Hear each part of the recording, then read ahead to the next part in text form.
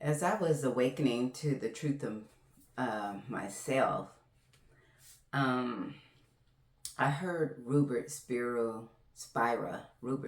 say,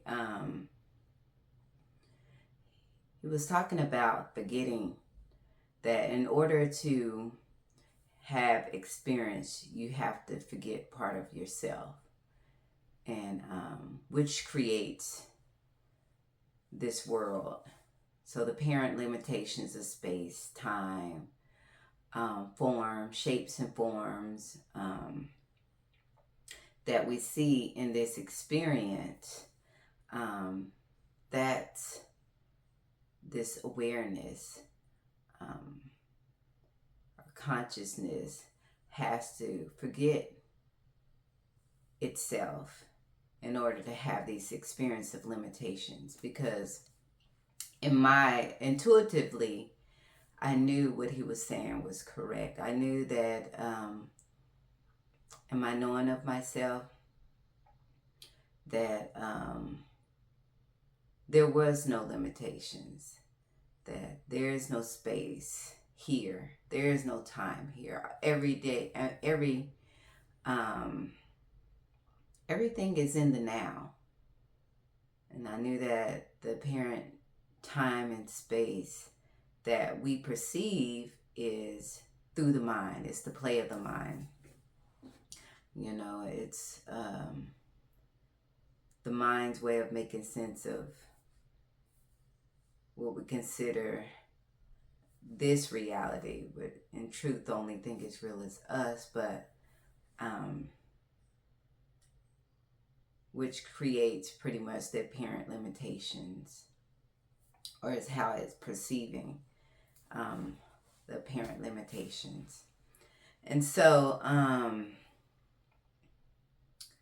what made this?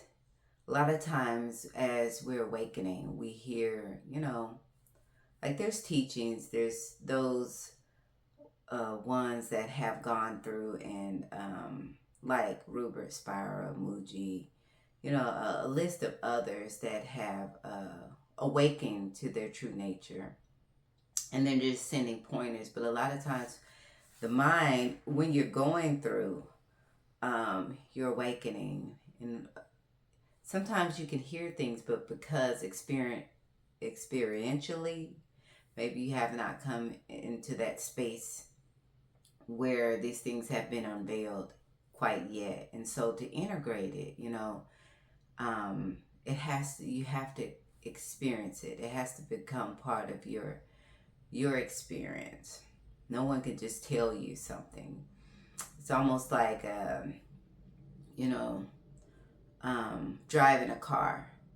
No one can tell you about how it is to drive a car until you actually gotten in there, and then you start moving. And then so when they say something like, when the wheel jerks, you understand it because you experience that sensation of having the wheel jerk, or it's veering to the left. So you know what it means to need an alignment. But if you never driven a car, all these things would just be concepts to you.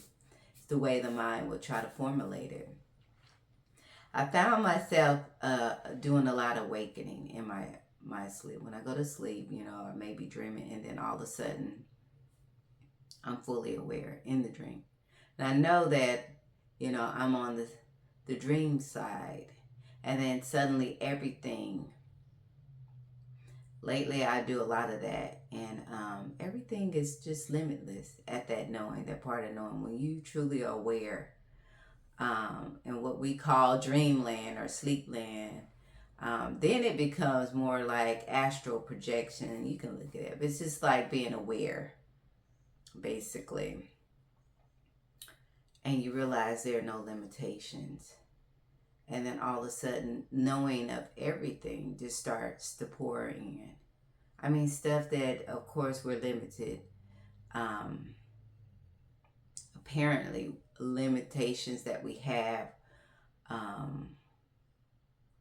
during this state, where we call a mind, I'll say, what we call when we're awake.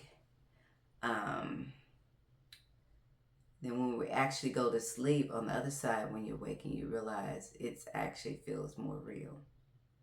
Things are more vibrant. Colors are more vibrant. There's no limitations. As soon as you think about something, it appears. You think about a place, you're there. When you're awake in a dream. It's a beautiful experience. And I found myself, as I was coming back from, I will just say from one realm to the next. I'll call it that. One realm to the next, sleep realm, awake realm. It's almost like the source of life wanted to show me at a deeper level what it means to forget oneself. And as I was there, it was like I knew everything. I knew it was nothing that was outside of my reach when it comes to knowing universes, how we are, everything, It was nothing that was beyond my reach. And then as I was fading into this realm, which means I was waking up, it was like I could feel memories melting. I can feel some of the knowing, the limitations, the parent limitations were just adding. And I could feel myself. It almost felt like someone was just snatching all of this limitlessness and pulling me back into this finite, apparent finite being, localization. I'll call it that, like Rupert. He says apparent finite localization. It was just, and as this was happening, I was aware that, okay, that left, and it was just fading until when my eyes awakening, I remembered everything. And then it was not, it was almost like the source of life was giving me even a deeper sense of what it means to forget itself and how it actually, and I experienced that. And then, of course, the knowing was always there that I knew, but it just, I had that experience of going from the limitless to a localized, a localized, finite, not really being, but apparent, localization. And so it made it all more, the knowing just, I don't know, it's much more impactful. And I understood it at a deeper level. And it's just beautiful, that experience, because it allowed me to see it on a deeper level. And so, yeah, we do, we are aware here, and we understand that in order to have the experience of sensations, of me sitting in a chair, seeing the blue walls, or riding a bike outside, enjoying the shape, forms, and concepts. It's the mind's way of perceiving ourselves in a localized perception, finite, through the finite, perceiving the finite. Because in truth, there is no, what we call matter. But to have these beautiful experiences that we have on this side, we do have to forget ourselves. And it's all expressed through the mind, which is a limitation. We could only see so far through the mind because of its limitations. But we are not the mind. So, of course, the reach goes beyond. And, just enjoy your experiences, because it is elusive. But the source of life is where from everything emanates and has its being. We are that pure awareness, conscious beings. That's all we're doing. We're just being, and we don't have to take shape in a world of shapes. We can stay that pure awareness and just enjoy, you know, each moment, because really all there is the now. It's really no moment, but that's what, as words, we use to formulate it. It's just a beautiful thing. And yeah, that's what really came up. And I don't really know the title of this, but we are that formless, that, and it's a beautiful experience. We can go through, you know, each moment without worrying what's next, and just really sitting with ourselves and allowing the veils to come off as stress free as possible, because I say it's never an end.